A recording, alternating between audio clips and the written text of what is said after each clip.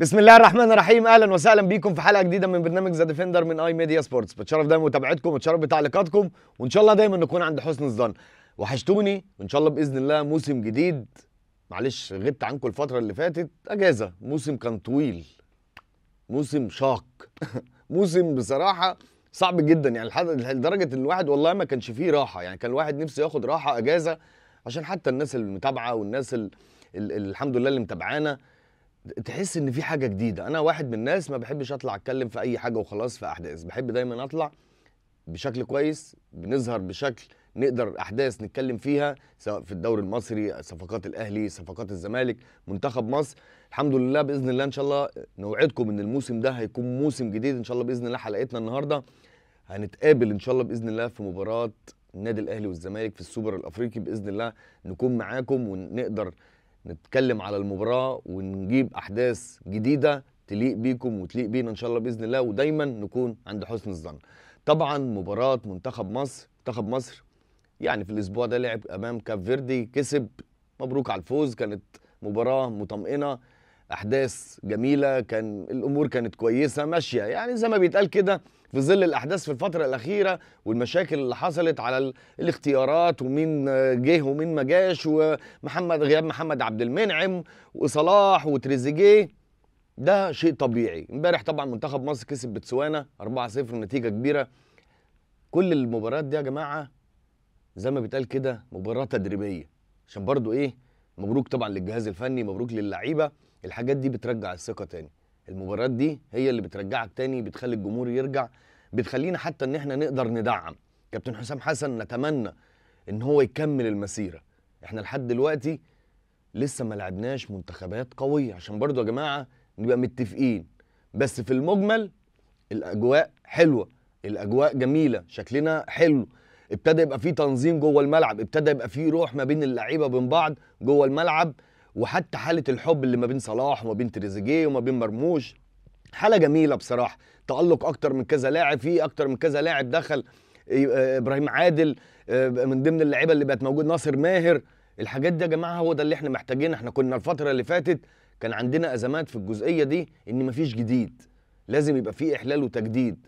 عناصر اتمنى ان هم يكونوا على قدر الثقه، يقدروا يثبتوا لنفسهم فرصه دلوقتي، خصوصا كمان ان انت ما بقاش فيه لعيبه في مصر. خلينا نتكلم بصراحه يا جماعه، الاعداد اللي موجوده من اللعيبه والكواليتي الكويس في المنتخب هم دول الافضل، بس في المجمل في الدوري المصري قليل بصراحه، عشان ما نكدبش بقى بصراحه، واعتقد الناس كلها عارفه الكلام ده.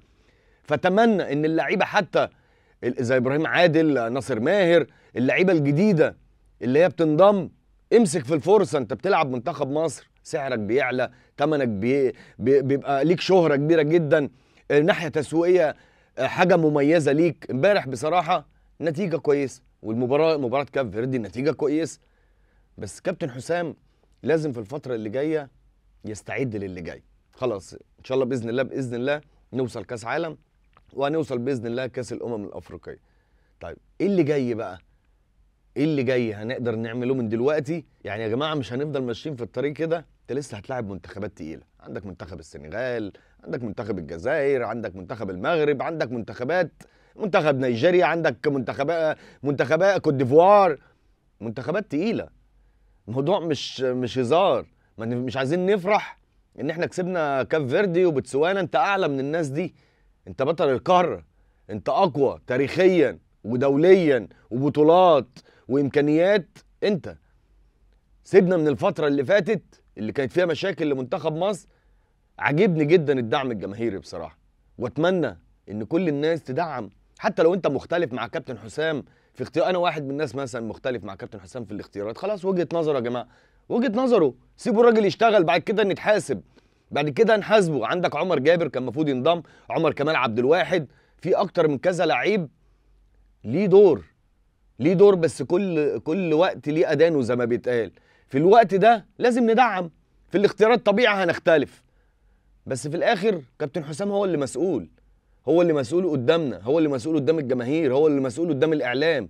وانا واحد من الناس الحمد لله ما بجاملش، انا اكتر واحد داعم لكابتن حسام عشان عايزه ينجح في التجربه دي. في ناس كتيره غيري مش عايزاه ينجح، ده شيء طبيعي، هي اراء ومزاج زي ما بيتقال، كل واحد على حسب مزاجه، وكل واحد اللي مختلف مع كابتن حسام واللي ضد كابتن حسام واللي عنده مشاكل مع كابتن حسام.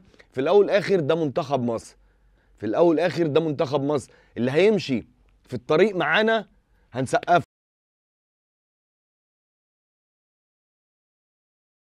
من الجماهير، ولا يزعل مني ولا يزعل من الناس، ولا لان في الاول والاخر نفسنا نرجع منتخب مصر تاني اللي بيشيل بطولات، نفسنا منتخب مصر تاني يرجع للمنصات. ده تاريخ منتخب مصر، احنا من 2010 يا جماعه مفيش بطوله. ماشي وصلنا كاس عالم، ماشي عملنا ايه؟ مفيش. طيب كاس الامم الافريقيه انت وصلت مرتين نهائي وخسرتهم، 4 بطولات انت خسرهم، بخلاف الفتره اللي انت ما كنتش موجود فيها في كاس الامم الافريقيه. فاتمنى ان كابتن حسام ما يتمداش في الفرح، حقك ان انت تفرح، حقك ان انت تفرح بالنتيجه، بس مش عايزين نسرح، يعني مش عايزين نروح في اتجاه ينسينا الطريق اللي احنا ماشيين. انت بتلاعب برضو منتخبات مع احترامي يعني مش بالقوه، مش بقوه منتخب مصر، مش بامكانيات منتخب مصر. فعايزين نستعد للي جاي يا كابتن حسام. كل الدعم ليك سواء من ناحيه جماهيريه، حتى الناس اللي ضدك طول ما انت شغال كويس هتلاقي الناس تبقى معاك. اللي جاي اصعب، الفتره دي فتره كده زي ما بيتقال كده ايه، بتلم الفرقه، بتلم الاجواء تاني حواليك. توفيق لمنتخب مصر، مبروك على الفوز امبارح، مبروك على الفوز على كاب فيردي، مبروك الفوز على بوتسوانا. نتيجه مطمئنه للفتره اللي جايه، باذن الله نوصل لكاس عالم، وباذن الله نوصل لكاس الامم. بس اللي جاي بقى، اللي جاي كابتن حسام والجهاز الفني يستعد للي جاي.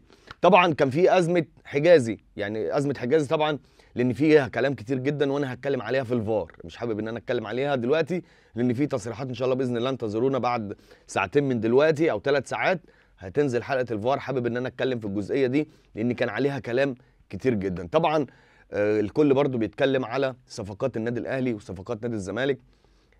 صفقات النادي الاهلي، الناس جماهير النادي الاهلي متعطشه للصفقات، لانك انت عندك الفتره اللي جايه فتره صعبه جدا. عندك السوبر الافريقي امام الزمالك، وبعد كده الدوري، وبعد كده عندك كاس العالم للانديه، عندك مشوار طويل، وعندك دوري الابطال، عايز تحافظ على اللقب، عايز تاخد اللقب تاني. كل الاجواء دي جمهور النادي الاهلي متعطش بالصفقات. في كلام طبعا على محمد بن رمضان، وانا قلتها قبل كده، محمد بن رمضان وارد ان بشكل كبير جدا النادي الاهلي يعلن في خلال الايام اللي جايه انضمام محمد بن رمضان. الموضوع كان واقف في بعض الناحيه الماديه، ودي اللي كانت معرقله الصفقه شويه. بخلال يومين احتمال كبير جدا انضمام محمد بن رمضان، دي هتبقى صفقه مميزه جدا للنادي الاهلي. نادي الزمالك نتمنى نشوف صفقات، يعني لحد دلوقتي بشوف صفقات على السوشيال ميديا، صفقات حقيقيه. يعني حتى في اللاعب اللي هو ثواني كده، اللي هو ارون بوبنزا اللي هو الجابوني، عنده ازمه كبيره جدا، كلام كتير جدا، قال لك البطاقه الدوليه وصل اتفاق ومش اتفاق، واللاعب طلع اعلن ان هو مش هيبقى موجود. عايزين نشوف صفقات يا جماعه. في لعيب برضو تحت السن من السنغال برضو انضم. لحد دلوقتي ما شفناش الصفقات اللي هي تليق بنادي الزمالك بصراحه. كل مره نادي الزمالك في استعجال يقوم رايح جايب لعيبه زي ابراهيم نضاي وزي سامسون واللعيبه اللي موجوده. برضو خلينا نتكلم، نادي الزمالك ما عندوش لعيبه في مصر يقدر يجيبها. النادي الاهلي بيعتمد على المحترفين بشكل كبير جدا، لان الفتره اللي جايه انت داخل على مرحله صعبه. جمهور النادي الاهلي يعني في بعض الغضب، في بعض الناس زعلانه. خلينا نتكلم يا جماعه ان السوق الاحترافي اتغير، الارقام اتغيرت تماما. اكيد النادي الاهلي بيدور للصالح العام. في لعيبه امكانيات كويسه جدا موجوده في النادي الاهلي وخبرات عاليه جدا في النادي الاهلي. انا لحد دلوقتي جزئيه المهاجم دي اللي بتكلم فيها. خلينا نتكلم ان كهربا تواجده مهم اكيد، بس انت بتعتمد على وسام ابو علي. هل هتقدر تكمل بوسام ابو علي؟ هل هتقدر تكمل بوسام ابو علي في كل البطولات اللي انت هتشارك فيها؟ انا واحد من الناس كنت بالنسبه لي كان اهم حاجه مهاجم مع وسام ابو علي، لان مش هينفع ان هو يقدر يبقى موجود الموسم كله. نتمنى نشوف موسم قوي، نشوف موسم قوي من نادي الزمالك، نشوف موسم قوي من النادي الاهلي. هم دول اهم عنصرين في الكره المصريه، هم دول اساس الكره المصريه. طول ما انت قوي، طول ما انت الكره المصريه في تطور. نتمنى باذن الله ان شاء الله تعالى ان نكون موسم مميز. موسم اكيد في مشاكل عشان بس ما نتوهمش اكتر، يعني هو اكيد في مشاكل وفي احداث هتحصل، ما يبقاش الدوري المصري.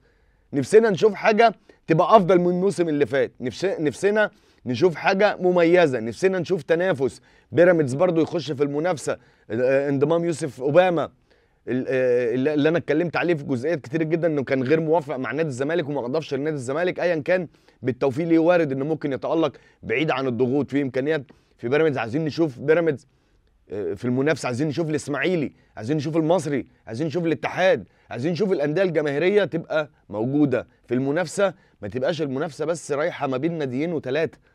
نتمنى ان الكره المصريه ترجع تاني، وباذن الله ان شاء الله تعالى نكون محل ثقه ونشوف موسم رائع. طبعا بدايتنا ان شاء الله باذن الله بمباراه السوبر الافريقي ما بين النادي الاهلي وما بين نادي الزمالك، هتبقى في السعوديه ان شاء الله باذن الله، تكون مباراه مشرفه، مباراه تليق بالكره المصريه، مباراه تليق بالنادي الاهلي ونادي الزمالك لانهم اساس الكره المصريه. وهنا انتهت حلقتنا ان شاء الله باذن الله. بعد ساعتين من الان ان شاء الله في حلقه الفار، انتظرونا. تحياتي ليكم، ابراهيم سعيد.